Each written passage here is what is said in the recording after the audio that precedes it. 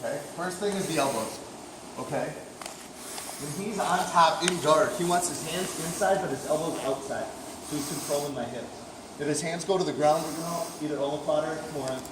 Right? If his elbows are too close, I'm going to start being able to climb up, start working my triangles, right? Working my arm bars.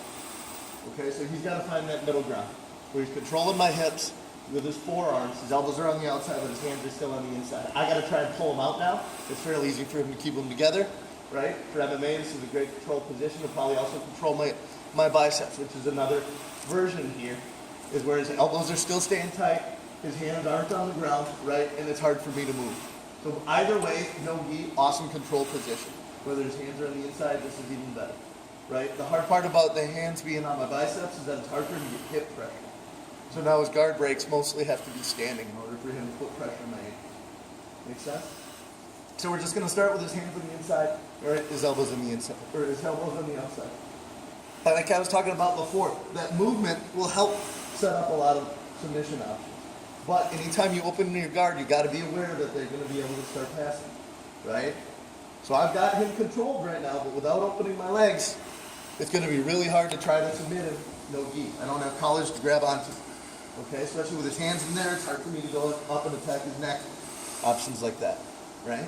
So I'm going to use that hip movement, and I'm going to pull that elbow with me, okay, as I move. Cool? So that's how we're going to set up our arm bar. One hand's going to control the head. Instead of trying to clamp on the arm and hope that his hand comes in, I'm just going to pull it with me as I go. All right? Opposite leg is going to swing out, clamp onto the head. Boom. Elbow comes with me. I'm going to kick out and around it, and pop up. Then I can hook the hand. All right? Last week when we were working on our arm bars, we tried to be top arm to bottom. This is going to be a quick hitter. All right? I'll worry about that if he starts defending.